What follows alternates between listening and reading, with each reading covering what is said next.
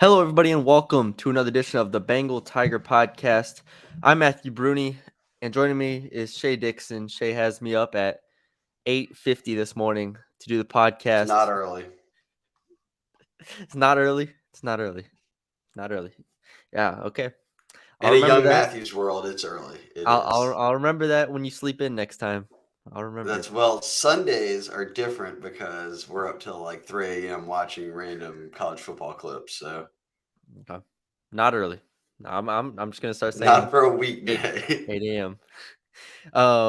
No, yeah, we're good. I just had to rearrange my schedule a little bit. That's all. That's all. So we get to talk about this LSU Auburn game. Obviously, give our predictions and what we're looking forward to watching. But first, Shay, let's start with the injury report, as we always do. We Brian Kelly talked a bit on Thursday about it. Armani Goodwin, Major Burns, Garrett Dellinger are all out, and then Jay Ward and BJ Ojolari are activated. Obviously, the news about Dellinger broke earlier this week, so that was kind of a hit. But then Armani Goodwin, we weren't sure. We weren't sure how bad the injury was. He ends up having to miss the game as well. So, what are your thoughts on the injury report?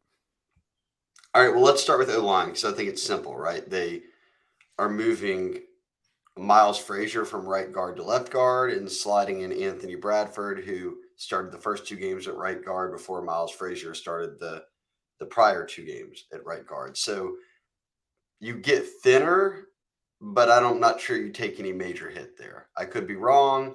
I haven't dug through all the Well, PFF do you scores to know do you believe Dellinger that? versus them. Yeah, I was gonna say, do you believe Dellinger is the best offensive lineman? Because I don't know. He might be. Maybe, maybe. I I, don't think any of them are playing at some clip that's so unbelievable that if you lost them, it was like the end of the world. yeah, none of them were All Americans or anything like that. Like I think it's their patch. A lot of guys are playing new. Like Dellinger was having to start at center, and then he gets moved to guard. So like I think the biggest hit beyond even beyond Dellinger being out is the continuity. For the first time this season, they had gone back to back games with the same starting offensive line. Now you're back to kind of trying to piece it together again. So at least I guess I would say it's on the interior where you do have a guy like Bradford on the bench who's already started and is ready to step in, and Frazier can play either guard spot. We've seen it. He started at both this year. So it hurts depth. You can't afford to get anybody hurt in this game. Beyond that, it's like guys like Xavier Hill or Marlon Martinez, maybe. Um, I don't think this is the end of the world. They've had worse injuries, Mason Smith being one of them. So Yeah, I don't. And they said that they put a screw into his hand. And Kelly even said Wednesday he was like he'll be doubtful for the weekend. Then he ruled him out. So it sounds like a week from now, whether it's getting a cast on it or taped up or whatever, that he will be more questionable or however you want to put it, more likely to play against Tennessee. yeah. So it's I mean, not like it's like a 2 month injury where you're never getting him back. yeah. I don't know how the injury, the healing process works. I've read some people be like, broken hand is 1 to 2 weeks. You just got to give it time. All this stuff. I was like, okay, cool. The Tennessee game will be interesting, but we'll get into that later. We'll worry about that at another time. Armani Goodwin's injury, for Brian Kelly to say it was a substantial, hamstring injury, is a little bit worrisome. I don't know. Look, I'm always going to say the running back position, unless you have Leonard Fournette back there. I think all these guys are pretty much replaceable. But still, Armani Goodwin looked like he was hitting his stride a bit and looked like he was the most explosive of the group. No doubt. Which, if you can make an explosive play out of the backfield the way he can, it can change a game the way that the other guys in the room I just don't think can. So that one hurts a little bit. They should be okay against Auburn without him, but still, it is something else to watch moving forward. Yeah, I think too that it's with Goodwin a hamstring for me is kind of like a high ankle sprain where it's like, man, that could be nothing or it could really be something like that can hamper a guy. And so when Kelly came out and said it was significant or severe or whatever it was, it leads you to believe, okay, he might be out for a minute now if he's got a significant hamstring injury that they're not going to put him back out there on until obviously it's a good bit more healed up than wherever it is right now. So let's play one game at a time. Auburn, Yeah. little, I guess to give you Maddie B where I'm coming from here. Let's play a little bit like a not a guessing game, but let's talk this out. Okay. Who's going to lead Auburn in? Who's going to lead LSU in rushing, even if he would have played on Saturday? I mean, I expect John Emery to get some carries this game. I think Noah Kane gets a few. Jaden Who? Daniels. Oh yeah, Jay Daniels probably leads him in So, rushing. Yeah, all right. So Jaden Daniels leads the team in rushing this year, yeah, 44 he will attempts. lead him in rushing. Goodwin's at 344. Kane's at 28. Emery's at 20. He's only played 2 games.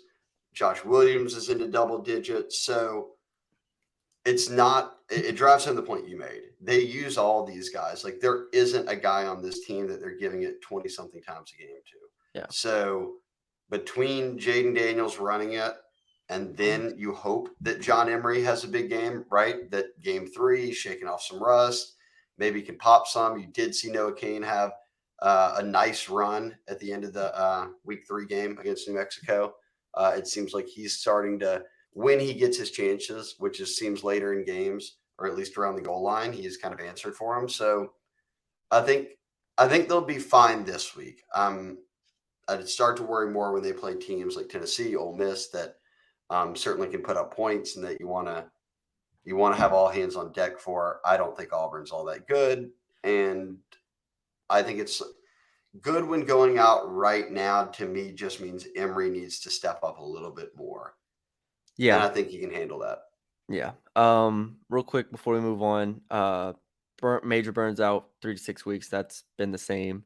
But getting Jay Ward and BJ Ojulari back, both practiced all week, and I think they'll be fine. I think it was precautionary more so to hold them out against New Mexico, and they'll be fine moving forward.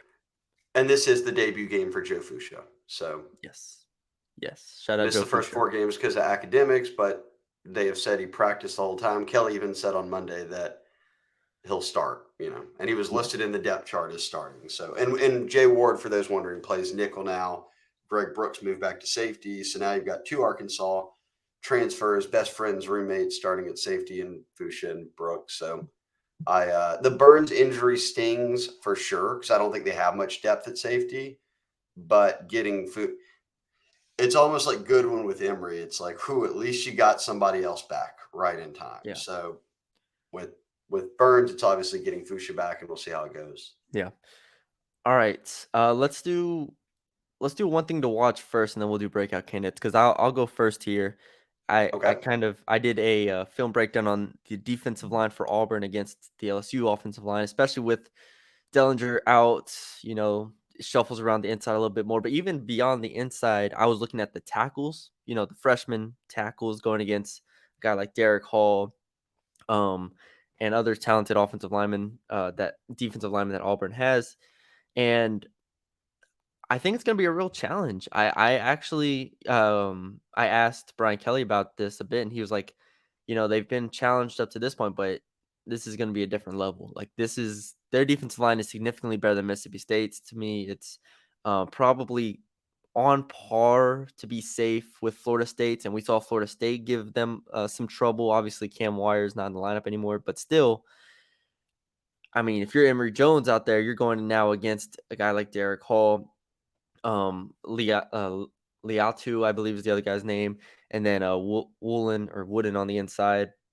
So, and they do a good job moving around, shuffling. I'm just if you want my full analysis, go check out the piece that I wrote. But basically, I could see the offensive line having some struggles early on. And for that reason, to kind of transition or to kind of put together what you said earlier of who's going to lead this team in rushing, I think it's Jay and Daniels because we'll see a little bit more of those breakdown type plays in the first half, especially to where he will run the ball. He will look to run. He ran the ball 16 times against Mississippi State and Florida State.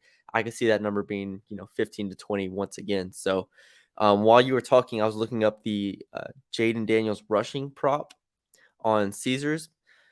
It's currently 42.5, and I think that's an easy over barring sacks. But Right. I think, I mean, he's just gonna run for probably 80 yards, so I don't think sacks will even matter at that point. But yeah, so I think that's an over 42.5 there for those interested. He went for over 100 against Florida State. Yeah, it went Did for he go for over 100 against 93. Mississippi State? Yeah, 93, I think, against Mississippi State. Okay. So So the two times you played people that actually can get after you on the defensive front, he's going for nearly 100 yards. So exactly. I'm with you on that. That certainly he could be the leading rusher, and we'll see if they can get a run game going. Right? I mean, that it was non-existent against Florida State. Goodwin kind of popped off the big run against Mississippi State that maybe skewed those rushing stats a little bit in terms of the ground game. I think that'll. I like your area to watch. I think that's one big thing because I think that's one thing that can keep this game a lot closer than people anticipate. Like Matty B, I know you're new to the LSU beat. LSU Auburn is a wild series, and when they go to Auburn, anything can happen. It does not matter, and anyone who's listening here knows it. You've been to Auburn plenty times, fans, where you thought, where you knew we've got the better team, we've got higher draft picks, we're clicking, we're playing better, and then you go out there and get beat, or you go out there and get into a game that comes down to a field goal. So there's a lot of emotion around Auburn's program right now, obviously with the Brian Harsin hot seat situation. Um, I could see if it does end up being a game that's a lot closer than people expect, I could see it being for the reason that you circled that the Auburn, whether it's front seven or really defensive line, gets after LSU enough to where it's stalling out drives and the game kind of just drags out. One thing I'm watching is I want to see defensively. I think I know what they've got, and I'm okay there. I'd like to see how Joe Fuchsia plays and all that. Offensively, I almost feel like I know the rhythm now of how they want to play games. They spread it out. I think they're getting more and more of an identity. For me, I really do go back to special teams. Like I think this could be a game that if LSU is not crisp on special teams, it could get them into a situation where you're late in the fourth quarter and you're messing around not putting away Auburn. And we saw that with Missouri. For Auburn and Missouri special teams, missing field goals, missing extra points, all of a sudden it's in overtime. Like I'll combine turnovers and special teams as what I'm watching because I think those are really the only two things that could swing this game out of LSU's favor is if they go out there and turn the ball over, which Jaden Daniels has not done, or if they go out there and just don't play well. You know, you've missed a couple of field goals, you've kicked it out of bounds, you know, you shank a punt, you allow Auburn, who certainly has talented guys on the team, to take a kick, you know, or a punt back that for big yardage, and all of a sudden they get 3 or 7 points quickly out of it. So in terms of just straight up areas, I'm moving away from offense. I'm moving away from defense. It's just for me, turnovers as a whole. If LSU wins a turnover battle, I think they win the game. If LSU looks crisp on special teams, I think they comfortably win this game. Yeah. Obviously, last game against Missouri, Auburn had Robbie Ashford at quarterback, very very fast quarterback. So thought it was interesting in that Brian Kelly's talked about how they were able to prepare for this game by going ones on ones because what they do defensively and what they do offensively is so similar. And you have Robbie Ashford at quarterback and you have Jaden Daniels at quarterback. So you have two running guys. Now TJ Finley is back in the mix. I think I read He got ruled out. Yeah. okay, he did get ruled out. Or Yeah, at so least by, I don't know if it was Harsin or their local paper, but someone confirmed that he will not play. okay, yeah. So that's what I was trying to figure out.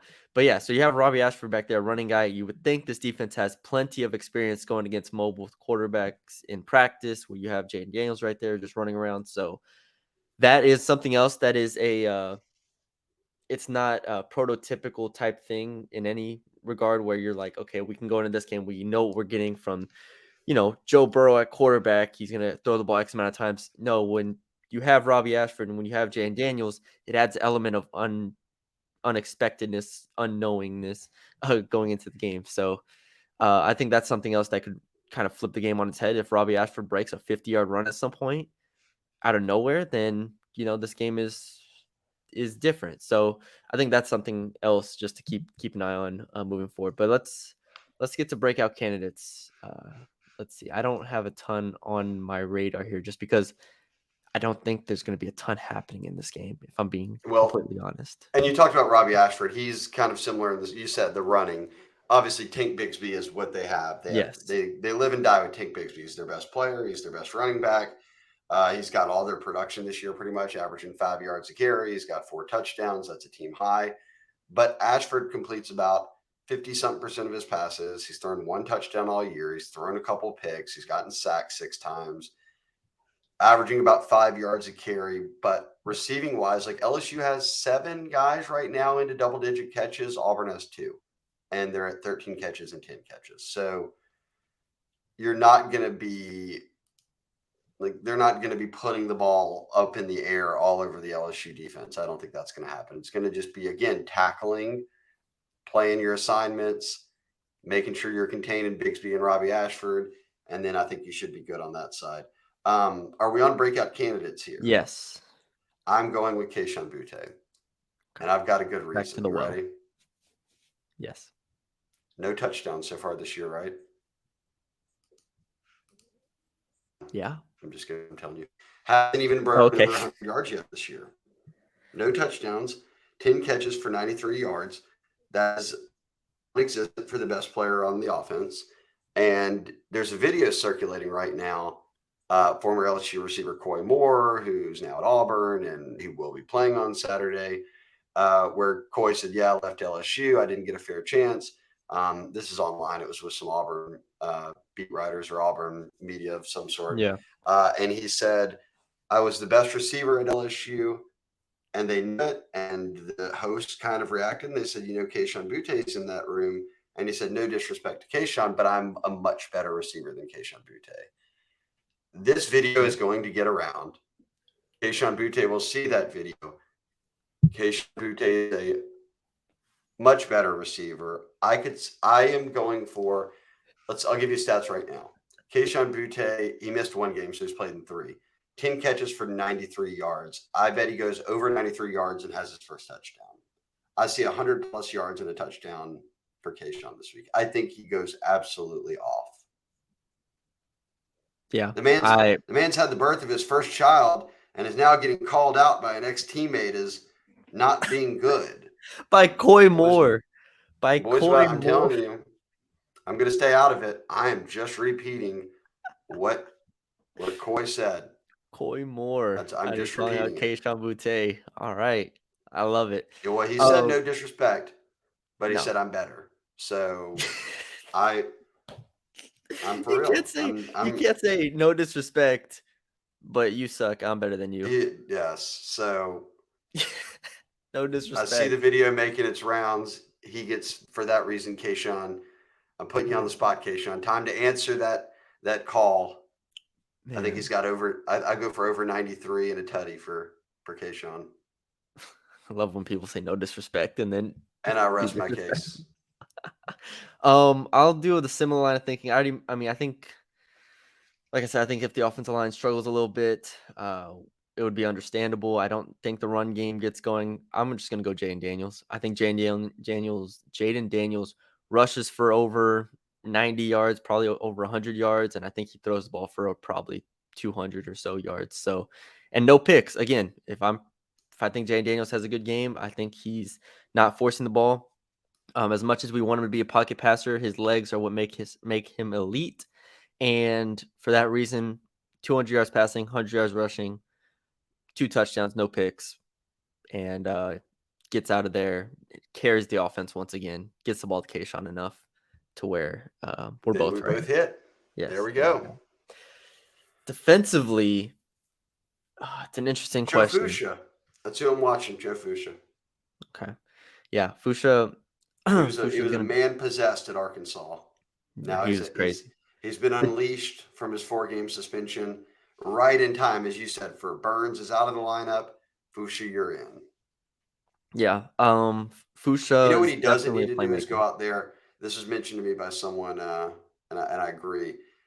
Fuchsia's got to watch for this would be like a prime targeting game or something where he's just like, I'm going 100 miles an hour and I got to be smart about it. So I think Fuchsia has a huge game this weekend. Yeah. Definitely a playmaker. I mean, that was the one thing at Arkansas that stood out on tape. You're just like, this guy is everywhere at the same time. Run game, pass Hmm. game, box, free, like everywhere. So yeah, he's gonna have a really good game. I'm gonna go. I'm gonna go. I think I've said this before, and I don't know if I was right or wrong. I haven't tracked this, but I think I said Greg Penn before. I'm just gonna say Greg Penn again against because Greg Penn, if he is the best run stopping linebacker, which I kind of said he was a couple weeks ago, him against Tank Bigsby is going to be an interesting matchup. If he can fill the gaps correctly, if he can get everybody in line and help them stop the run against Tank Bigsby effectively, and then not for nothing, you have Charles Ashford there who's going to be needed. They're going to need to contain. I think Greg Penn could have a double-digit tackle game. So we'll see if he can do that. I just think you're going to have to play him more than you're going to play. I don't think this is a game for Micah Baskerville in particular because I don't think Auburn's pass game is going to be as concerning. I think this is a game where we don't see the dime package quite as much, except for third and longs, maybe. But you're going to have to focus, even on passing downs, you're going to have to worry about containing the quarterback more than anything because Ashford's legs are a lot more dangerous than his arm. So give me Greg Penn at linebacker as my breakout candidate. Okay. I like it. I All like the right. choice. Predictions, Shay. Predictions. We can. Okay, so Yeah. we are sitting on LSU is about a 7.5 point favorite. Really, I guess most places, unless you've seen differently. Yeah, I saw 7.5, 8, something like that. Um, Auburn is 0-4 against the spread this year. LSU is 3-1 against the spread. 75% of the money, at least on Vegas Insider, is in on that LSU against the spread, even with the 7.5. Over under it looks like around 46, 7, 8, 9. I don't know what it's sitting at now. Something in the 40 range, If it's above 46, let me know. high 40s. I thought it was 46 and a half. I have my phone in front of me. Why am I googling it? But yeah, so it's I'll go first. Let me see. I just had it up. I know it's gone. But anyways, I uh I think LSU wins this game. I am staying away from the spread. I'll have my final lines out. Peace out this afternoon. Probably like an hour or so after we publish this. So go check that out if you haven't already. But spoiler alert, I'm taking the under here. I don't think either team really gets off scoring very much. Or I mean the Auburn team total, whatever it is, I think I was at 17.5 earlier in the week. I don't think Auburn scores more than 2 touchdowns. If Auburn scores more than 2 touchdowns on Saturday, I will be appalled. I will be disgusted. All those synonyms. I do not think LSU's defense should allow more than 14 points to Auburn in any way, shape, or form. I don't care. Like, unless if it's a pick six, fumble return, whatever it is, like if the offense gives it up or the special teams gives it up, that's one thing.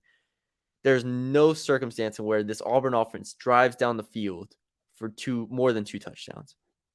I don't see it. So Auburn won't score. LSU, I don't see breaking like 28 points. I am concerned about the offensive line coming together, having a fourth different offensive line in 5 games. It is something, even though they did look better the last 2 games. You're going against a really good defensive line. I think it might take some time for the offense to get going, and they're gonna have to rely on Jane Daniels, like kind of like they did against Mississippi State. So yeah, I see it being a low scoring game. Give me 21-13 LSU as my prediction. Give me 27-20 LSU. Okay. Okay. 27-20. If they score 20 points, I'm coming on here disgusted. There's no reason. This defense is too good, too disciplined. I will not be happy if they score 20 points. But like you But said, if it's it's Auburn. not that, I'm with you though. I would like in fact, 27-20 would be 1 point 47, right on the dot. over the over. So I actually like the under in this one. I think that this game, how it sets up, I don't think it's gonna be some shootout. I think both teams kind of try to protect the ball. The game gets dragged out because of it. It becomes more low scoring. Yeah, the over I under is may 30. change for my official prediction, but I'm in that 24-17, 27-20 range. I was up late last night thinking about what prediction I was going to give. So I'm locked into Well, I this one. wasn't. I just thought about it on the dot and there delivered. Yeah, you were getting your rest for this 8 a.m. podcast. So it's like I had to wake Hey, up we for did it. 8 a.m. classes again. back in No, you're out of school. college. Back in school. All right. That's the predictions. I'm trying to think if there's anything else here. I think, Kayshawn have a big day, could definitely open up for LSU. Auburn's care factor is something we have to talk about. You mentioned this on the last podcast, but I mean, them still having Brian Harsin, there's not that injection of an interim It's not coach a or good recipe. yeah, or the players being like, "Oh, finally, it's over, like this whole saga's over." No, the saga's still there. If they go down 14-0 in the second quarter, how many players are like, "Well, Harson's gone. Like it's over. Like we can finally move on with this and this game's over, whatever." Like the care factor for Auburn is something I can't accurately weigh. So, with that being the case, maybe LSU does take care of business and puts them away. That would be great, but I'm gonna just stay cautiously away and be cautiously pessimistic. So that's my outlook on that. All Well, right, there's two anything? sides to it. They could throw before we close. Go. They could throw caution to the wind. They could have had a really good week of game planning. They could be going for it on fourth downs. They could be doing all this roll the dice stuff. It doesn't matter. Or there could be so much internal strife where like coaches are turning on each other. Do I still have a job? I think he should Yeah, have already been fired. And now we're not really game planning like we normally would. And now we don't have the attention of the kids like we normally would. And you go out there and it shows and you get run out of the building. So I do think it's a storyline, but I think it's unless you're inside the walls of the Auburn Ops building, you can't really put a finger on which way that's going to go. yeah, exactly. I mean, heck, some people are saying it's Auburn LSU at Auburn. It could go crazy, and then It Auburn is. could cover the spread. Who I knows at believe this it. point? So, all right, that's all we have for y'all today. We hope y'all enjoyed the podcast. Got this up to y'all, so y'all get a full day and a half to listen to it. We appreciate all the support on YouTube. Want to make sure we stress that YouTube is continuing to grow, and we really want to thank y'all for that. If y'all are sending it to a friend, if you're liking it, if you're subscribing, if you're commenting, all of that stuff helps us out. So we appreciate that. Let me get the hat again, as always. You can subscribe to the Bengal Tiger site for $1 for an entire year. Still doing it. Yep, Shay's wearing the hat. I'm wearing the hat. $1 for an entire year, and then you get this hat if you're subscribed. If you haven't ordered the hat, there's like 3 threads on our board about it, so you can get the hat. But yeah, all that stuff. I think I covered all that. But leave us a 5-star rating and review wherever you're listening. Apple, Spotify, any platform that helps us as well. So yeah, thank you all for joining us, and we will talk to y'all later.